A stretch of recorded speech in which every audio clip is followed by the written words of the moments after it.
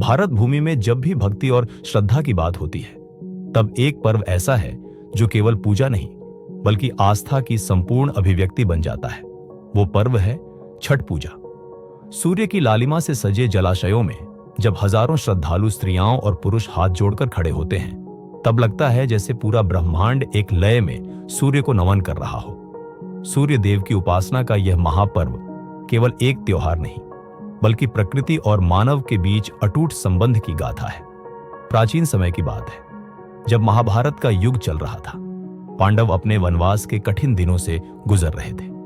द्रौपदी, जो सदा धर्म और भक्ति में लीन रहती थी, ने एक बार कठोर व्रत धारण किया।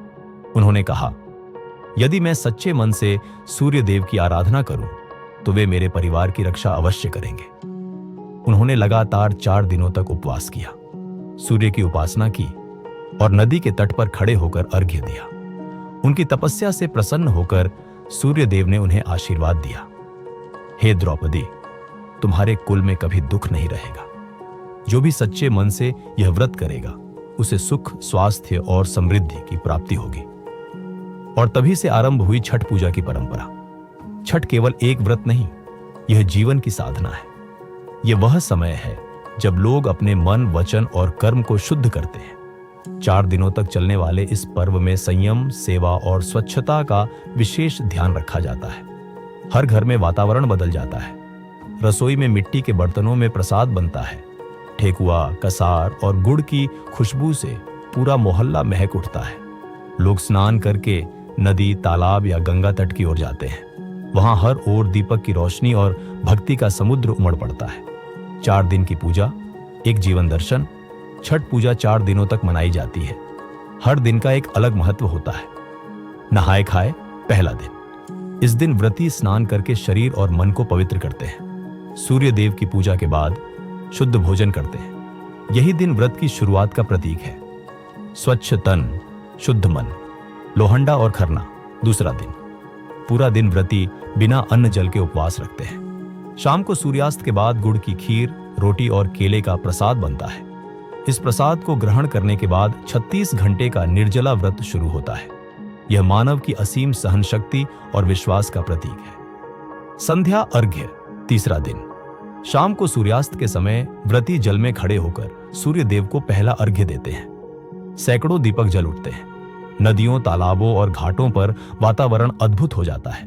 हर ओर गूंज उठती है आवाज, छठी मियां के जयकारे। यह दृश्य भक्ति और प्रकृति का अद्भुत संगम होता है। उषा अर्घ्य चौथा दिन। सुबह सूर्योदय से पहले घाटों पर फिर भीड़ उमड़ती है। सभी श्रद्धालु उगते सूर्य को अर्घ्य देते हैं। यह क्षण अत्यंत पवित्र होता है, मानो नया जीवन आरंभ हो रहा हो। व्रती अपने व्रत का समापन करते हैं और सबको प्रसाद बांटते हैं। छठ पूजा केवल धार्मिक अनुष्ठान नहीं, यह प्रकृति से जुड़ने का विज्ञान भी है। सूर्य हमारी ऊर्जा का मूल स्रोत है।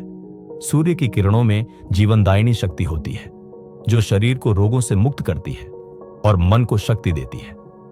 छठ के दौरान जब व्रती जल में खड़े होकर सूर्य की ओर देखते हैं, तब शरीर सूर्य की ऊर्जा को ग्रहण करता है।